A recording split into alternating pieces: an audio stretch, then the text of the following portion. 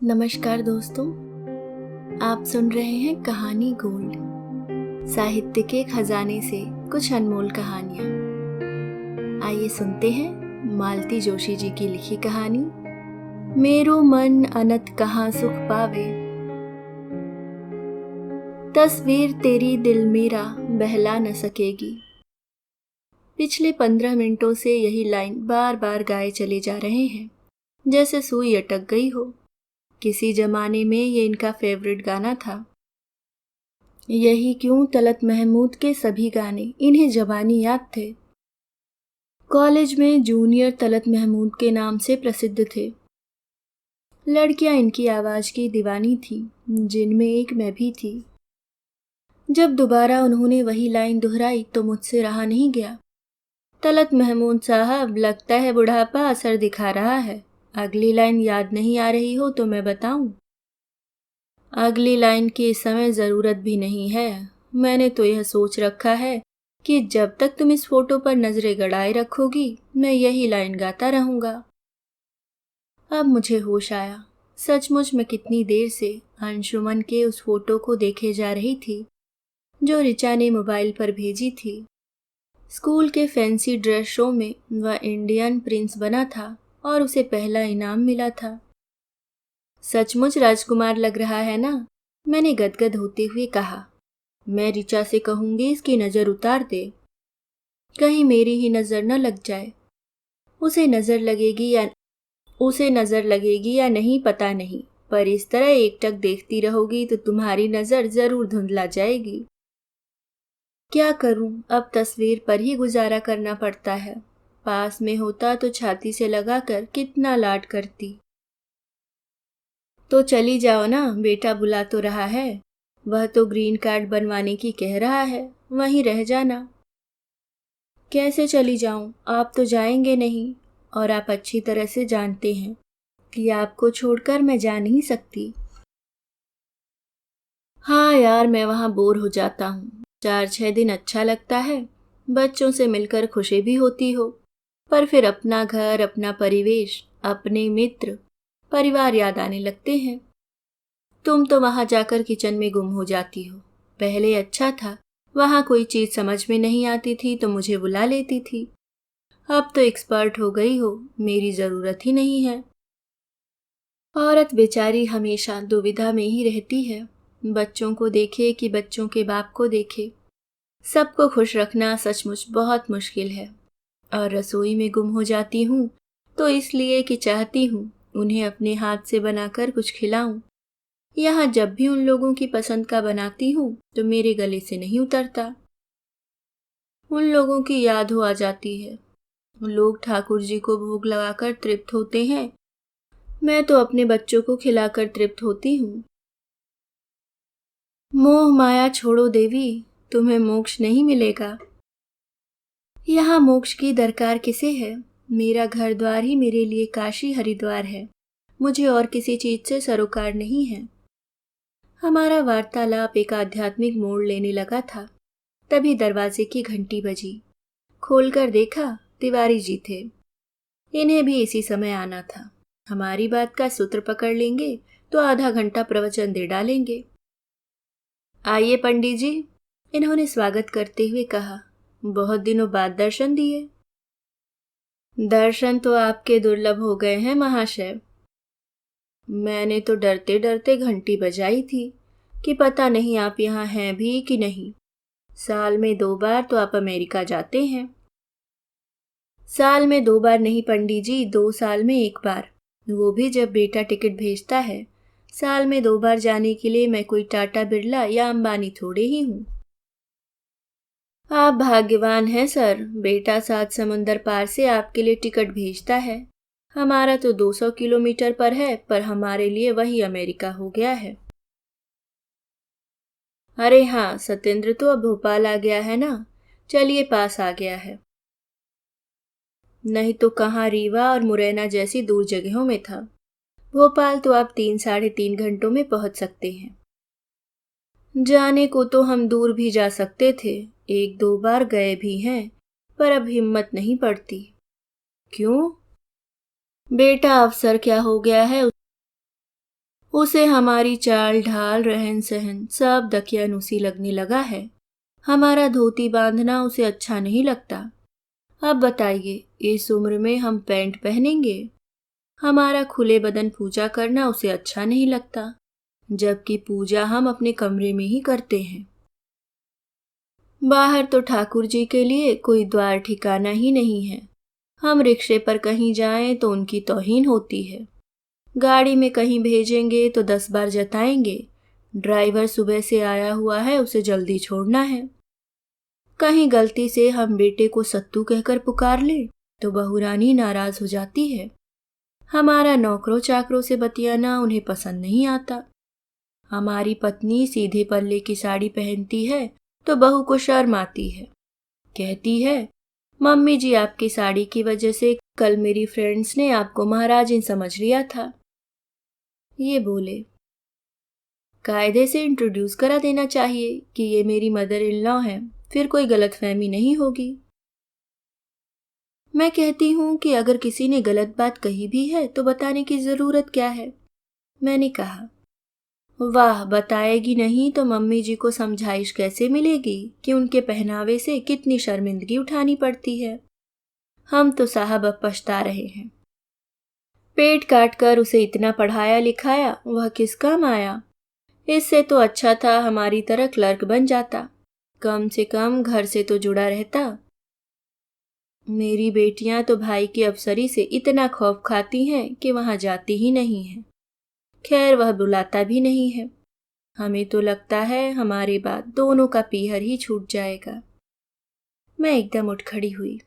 इस अप्रिय प्रसंग को समाप्त करते हुए मैंने कहा, मैं चाय बना रही हूँ, पंडित जी चीनी तो लेते हैं ना? चाय बाद में बनाइएगा भाभी जी, पहले जिस काम के लिए आया था वह तो कर दूं। अपनी ही रामायण लेकर बैठ गया। फिर उन्होंने हम दोनों के हाथ में एक खूबसूरत कार्ड थमा दिया। सोसाइटी के मंदिर में भागवत सप्ताह का आयोजन था। सोसाइटी के इस मंदिर में आयोजन होते ही रहते हैं और तिवारी जी स्वेच्छा से सारी व्यवस्था देखते हैं। चाय और चंदा लेने के बाद तिवारी जी चले गए, पर मन को उदास कर गए। कितनी विपरीत परिस्थितियों में उन्होंने बेटे को पढ़ाया था, हम सब ने देखा था। बेटा होनहार था, माँ बाप के कष्टों को उसने सार्थक किया। उसकी नौकरी के कारण एक संपन्न घर की कन्या ने बहू के रूप में घर में पर्दापण किया। बस उसी दिन से लड़का पराया हो गया। मैं अपने ही विचारों में खोई हुई थी कि एकाएक उन्होंने कहा, तुम्हारी बहू तो तुम्हें महाराजी नहीं कहती ना? क्या बात कर रहे हैं? कहती नहीं पर समझती जरूर है, इसलिए तुम्हारे जाते ही रसोई घर में तुम्हें सौंप कर निश्चिंत हो जाती है। कैसी बात कर रहे हैं? लगता है पंडित जी की बातों ने आपका दिमाग खराब कर दिया है। मेरा दिमाग पहले से ही खराब पड़ा है, इसलिए तो वहां जाने का मन नहीं होता। वहां जाते ही तुम किचन में घुस जाती हो और बहू रानी की मौज हो जाती है।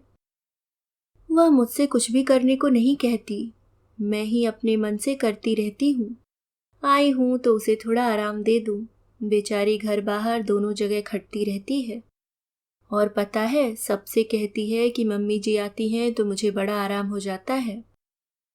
तो कभी मम्मी जी के आराम की भी तो सोचे ना। कभी तो यह कहे कि मम्मी जी, आप वहाँ अकेले सब करती रहती हैं, अब आराम कीजिए। बल्कि हमें जब भी बुलाया गया है काम के लिए ही बुलाया है। मतलब? हम कितनी बार यूएसए गए हैं? 4 बार। क्यों गए हैं? एक बार तो अंशुमन के जन्म के समय गए थे, दूसरी बार जब वह पीएचडी कर रही थी, तीसरी बार जब उसके पैर में फ्रैक्चर हुआ था, और चौथी बार जब वे लोग ऋचा के भैया भाभी के साथ वर्ल्ड टूर पर गए थे। तब अंशुमन और उसके नाना दोनों को हमने ही देखा था। तो जरूरत के समय अपने ही तो याद आते हैं। ठीक है, पर कभी बिना जरूरत भी तो बुलाए, यही कह दे कि कुछ दिन आराम करने आ जाइए। वहां क्या आराम मिलेगा मुझे? न नौकर न चाकर, वह काम करती रहेगी और मैं देखती रहूंगी। इससे तो मैं यहीं आराम से हूँ। आराम के लिए न सही, घूमने के लिए तो बुला सकते हैं। लोग एक बार जाते हैं और सारा अमेरिका घूम लेते हैं। हम 4 बार गए हैं, हमने क्या देखा? शहर के 2-3 मॉल्स, 2 मंदिर और एक पार्क। वहां जो घूमने आते हैं उनके लिए टिफिन बनाती रहती हो तुम, बस। अब बस भी कीजिए, अपना दिमाग खराब कर लिया है और मेरा भी करने पर तुले हुए हैं। बात तो खैर वहीं समाप्त हो गई, पर मेरे मन में एक प्रश्न चिन्ह सा छोड़ गई। मैंने देखा है, आजकल ये राघव के यहाँ जाने के नाम से बिदकने लगे हैं। पहले का सा उत्साह नहीं रहा, और पिछली बार से तो मन में एक कड़वाहट भर गई है। उस बार राघव और ऋचा के भाई भाभी के साथ वर्ल्ड टूर पर गए थे। अंशुमन और उसके नाना जी को हमारे जिम में कर गए थे। अंशुमन तो बच्चा था, फिर भी मैनेजेबल था, पर उसके नाना जी ने नाक में दम कर दिया था। उन्हें इस बात का भी भान नहीं रहा कि हम लोग उनके नौकर नहीं हैं, समधी हैं। मुझे तो ऋचा की भाभी पर दया आने लगी थी। इस बुढ़ऊ को कैसे झेलती होंगी। हम तो 1.5-2 महीने में ही तंग आ गए थे।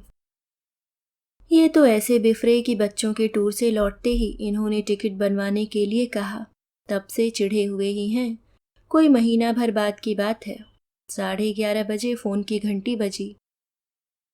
पहले इतनी रात को फोन आता तो बड़ी घबराहट होती थी, पर अब खुशी होती है। समझ जाती हूँ कि बच्चों का होगा। फोन राघव का ही था। हमेशा की तरह इन्होंने ही उठाया। कुशल क्षेम पूछने के बाद राघव ने कहा, आप लोगों को यहाँ आना है, कब की टिकट करवा दूं? कुछ हुआ नहीं, पर होने वाला है। घर में नया मेहमान आने वाला है। अरे, मैं कुछ बोलने को थी कि इशारे से इन्होंने चुप करा दिया। फिर बोले, बधाई हो, कौन सी तारीख दी है? उसमें तो अभी 2 महीने हैं, पर डॉक्टर ने जरा डरा दिया है। कैसे? एक तो अंशुमन के बाद लंबा गैप हो गया है, फिर ऋचा भी 35 पार कर गई है, तो कहते हैं बहुत प्रिकॉशंस लेनी होगी। एक तरह से बेड रेस्ट की ही सलाह दी है। तुमने तो मुझे बहुत पशुपेश में डाल दिया भैया। क्यों पापा? अरे, सिंगापुर, मलेशिया, थाईलैंड का टूर बुक किए बैठा हूँ। 15 दिन का टूर है, वहां से लौटते ही आ जाएंगे, डोंट वरी। ये अचानक टूर कैसे? सोचते सोचते जिंदगी निकल गई। हमेशा यह मलाल रहा कि तुम्हारी माँ को कहीं घुमा नहीं पाया। पहले मेरे भाई बहनों की जिम्मेदारी थी, फिर तुम लोगों की। घर से बाहर कभी निकल ही नहीं पाई। जिंदगी भर घर में ही खटती रही। इससे पहले तो न समय था न पैसे। अब सोचता हूँ कि हाथ पैरों में ताकत है, आंखों में रोशनी है, तब तक थोड़ा घूम ले। ज्यादा दूर की तो मैं सोच भी नहीं सकता, बस छोटा सा टूर है, तुम्हारी माँ के लिए छोटा सा तोहफा। यह आपने बहुत अच्छा प्लान बनाया है पापा। जरूर जाइए और एंजॉय कीजिए, पर प्लीज ये तो मत कहिए कि माँ घर से बाहर निकलती ही नहीं है। माँ 4 बार यूएसए हो आई है, कितने लोग जा पाते हैं। क्रेडिट गोज टू यू बेटा, मेरी तो हैसियत नहीं थी। 4 बार गई है, अब 5वीं बार भी जाएगी। पर 16-18 घंटे का सफर करके वह सिर्फ इस घर से उस घर की दूरी तय करती है। घूमना फिरना तो हो ही नहीं पाता ना, पर तुम चिंता मत करो, वहां से लौटते ही हम तुम्हारे पास पहुंच जाएंगे।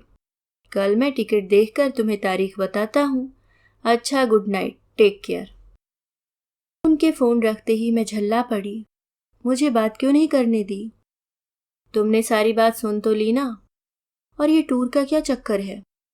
तुम्हें सरप्राइज देना चाहता था तो साहबजादे ने ही हमें सरप्राइज दे दिया है। मैं बोलता हूँ तो तुम्हें बुरा लगता है, पर बताओ, बच्चा एक दिन में तो नहीं पैदा हो जाता, पूरे 9 महीने लगते हैं।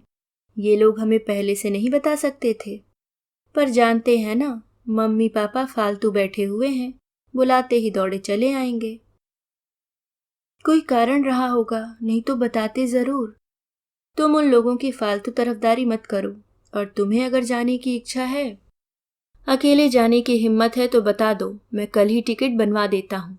पर मैं टूर खत्म करके ही आऊँगा। कम से कम एक टिकट के पैसे तो वसूल हों। कितने का टिकट है? मत पूछो, गर्श खा जाओगी। इसके बाद चुप रहना ही श्रेष्ठकर था। एक दिन मैं इनका मूड ठीक होने की बाट देखती रही। तीसरे दिन कहा, राघव कह रहा था ऋचा बेड रेस्ट पर है, तो घर पर ही होगी ना? हाँ शायद। क्यों? आज रात को फोन लगा दीजिए, बात कर लूंगी, नहीं तो सोचेगी। इतनी बड़ी खबर सुनकर भी मम्मी जी चुप रह गईं। शायद उन्हें खुशी नहीं हुई है। बिना किसी नानुकुर के इन्होंने रात में फोन लगा दिया। यह समय मैंने जानबूझकर चुना था। इस समय राघव ऑफिस में, अंशुमन स्कूल में होते हैं। जैसा मैंने सोचा था, ऋचा घर में अकेली ही थी। पहले तो मैंने उसे खूब बधाई दी, फिर शिकायती लहजे में कहा, तुमने तो एकदम सरप्राइज ही दे दिया बेटा, पहले से कुछ बताया ही नहीं। हम लोग तो आपको बेबी के आने के बाद ही डायरेक्ट खुशखबरी देने वाले थे। राघव कह रहे थे, देखना माँ पापा खबर सुनते ही दौड़े चले आएंगे, टिकट भेजने का भी इंतजार नहीं करेंगे। पर डॉक्टर ने हमारे सरप्राइज का कचरा कर दिया।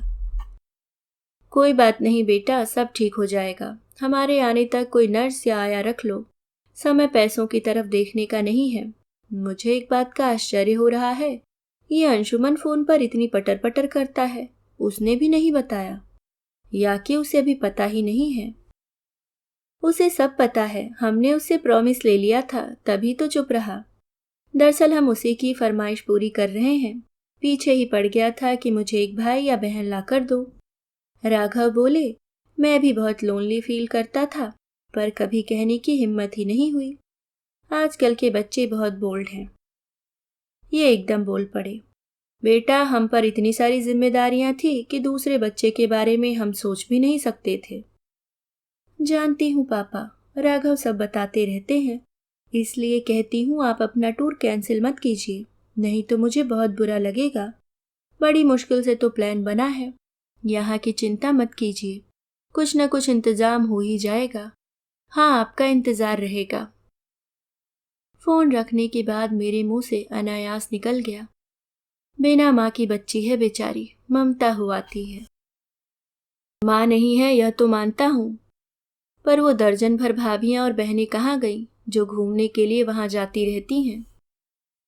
बड़ी भाभी के पास तो ससुर जी का बहाना है, और वह बहाना भी नहीं है, हकीकत है। हम खुद भुगत चुके हैं। बाकी अपनी गृहस्थी छोड़कर इतनी दूर कौन जाता है। यहाँ आ जाए तो मैं इतने जतन से सब कुछ करूंगी कि वह याद करेगी, पर वह सिटीजनशिप का चक्कर है ना। खैर, उससे बात हो गई, अब अच्छा लग रहा है। अब जल्दी से बताइए, टूर पर कब जाना है, कितने दिनों के लिए जाना है, क्या क्या ले जाना है, तो मैं तैयारी शुरू कर दूं।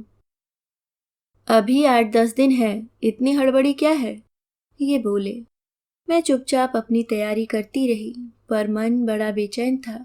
ऋचा की पहली डिलीवरी भी कोई आसान नहीं हुई थी, इसलिए राघव दूसरा चांस नहीं लेना चाहता था। बच्चे का हट पूरा करने का मन बनाया भी होगा तो हमारे ही भरोसे, और अपने बच्चों के लिए हम दौड़ कर नहीं जाएंगे तो कौन जाएगा। पर इनसे आजकल कुछ कहते भी डर लगता है, बहुत टची हो गए हैं, एकदम सनक जाते हैं। करीब 5-6 दिन बाद मैंने इनसे कहा, प्लीज मेरा एयर बैग उतार दीजिए, मैं शांति से अपना सामान जमा लूं, और अपना भी निकाल लीजिए, मैं आपका भी जमा देती हूँ। हड़बड़ी में 10 चीजें भूल जाते हैं, पराए परदेश में परेशानी होगी। तुम औरतों की टर्मिनोलॉजी मेरी समझ में नहीं आती। परदेश तो पराया ही होता है, उसे अलग से परिभाषित करने की क्या जरूरत है। भाषा विज्ञान पर लेक्चर बाद में दे लेना, पहले मुझे सूटकेस उतार दीजिए। हरिराम को आने दो। इतने से काम के लिए हरिराम की क्या जरूरत है, आप ऊपर से थोड़ा सरका दो, मैं नीचे से हाथ लगा दूंगी। कहा ना हरिराम को आने दो। इसके बाद बहस की कोई गुंजाइश ही नहीं थी। हरिराम आया और 2 बड़े वाले सूटकेस लाकर कमरे में रख गया। ये वाले नहीं रे, ये तो अमेरिका जाने के लिए होते हैं, साहब यही निकालने को बोले हैं। एक ही सूटकेस में दोनों का सामान आ जाएगा क्या? तो फिर ये दूसरा वापस रखवा दीजिए, कमरे में भीड़ हो रही है। दोनों सूटकेस की जरूरत पड़ेगी, और तुमने ये 4-6 कपड़े रखे हैं, इतने से काम नहीं चलेगा। 10 दिन के लिए काफी है। नहीं काफी नहीं है, और गर्म कपड़े भी तो रखो। वहां सर्दी पड़ती है क्या? क्यों नहीं पड़ती, और अपनी गोलियों दवाइयों की लिस्ट बनाकर मुझे दो। वहां बिना प्रिस्क्रिप्शन कुछ नहीं मिलता। मेरा माथा ठनका। हम लोग जा कहाँ रहे हैं? राघव के यहाँ और कहाँ? और उस सिंगापुर ट्रिप का क्या हुआ? कैंसिल कर दी। और इतना पैसा जो डूब जाएगा? बेटे से वसूल कर लूंगा। आप और बेटे से पैसे वसूल करेंगे? मेरे मन में एक शंका कौंधी। सचमुच किसी टूर का प्रोग्राम बनाया था या बेटे को चकमा रहे थे? ये एकदम उठकर चल दिए। मैंने अपने आप को कोसा। मालूम है उनका मूड आजकल ठीक नहीं है, मजाक भी सहन नहीं कर पाते। मैं इस तरह सोच ही रही थी कि ये लौट आए। उनके हाथ में ब्रीफकेस थी। मेरे सामने उसे खोलकर रखते हुए बोले, अंग्रेजी पढ़ लेती हो ना, तो ये नीला वाला लिफाफा खोलकर पढ़ो। वह लिफाफा पढ़ने का मतलब होता मैं इन पर अविश्वास जता रही हूँ, इसलिए मैंने ब्रीफकेस बंद करते हुए कहा, चलिए आपने कहा और मैंने मान लिया, पर टूर कैंसिल क्यों किया? तुम्हारी वजह से। देखिए, मैं यह इल्जाम अपने ऊपर बिल्कुल नहीं लूंगी। मैंने एक बार भी मना नहीं किया था। हाँ, तुमने मना तो नहीं किया था। तुम टूर पर जा रही थी आधे अधूरे मन से। तुम्हारी जान तो वहां बेटे बहू में रखी हुई थी। यह सब उठापटक मैं तुम्हारे लिए कर रहा था। जब देखा कि तुम्हारी सच्ची खुशी किसमें है तो कैंसिल कर दिया। अब खुश? अब जिंदगी भर मुझे इस बात के लिए कोसते रहेंगे तो मुझसे बुरा कोई नहीं होगा। अब जिंदगी भर मुझे इस बात के लिए कोसते रहेंगे तो मुझसे बुरा कोई नहीं होगा, कह देती हूँ। तुम्हें क्यों कोसूंगा भाई? टिकट कैंसिल मैंने किए हैं, मैं अपने आप को कोसूंगा। पर मेरी वजह से कैंसिल किए हैं ना? नहीं, अपनी वजह से। मतलब यह सरकार कि हम भी सीने में दिल रखते हैं। वह आपकी तरह स्नेहशील, क्षमाशील, सहनशील, संवेदनशील न सही, पर हमारे सीने में भी एक छोटा सा दिल धड़कता है, बाप का दिल। अरे वाह, तो फिर इतने दिनों तक यह बाप का दिल कहाँ गायब हो गया था? सिंगापुर घूमने गया था, इन्होंने हंसते हुए कहा। फिर गंभीर स्वर में बोले, मुझे एकाएक एहसास हुआ कि जैसे बच्चों से परे हमारी दुनिया नहीं है, उसी तरह बच्चों के पास भी तो हमसे ज्यादा भरोसेमंद कोई नहीं है। जिस समय उन्हें हमारी जरूरत है, हमें उनके साथ होना चाहिए। चिंताओं का इतना बड़ा बोझ मन पर लेकर प्लेजर ट्रिप पर जाएंगे तो क्या खाक प्लेजर मिलेगा?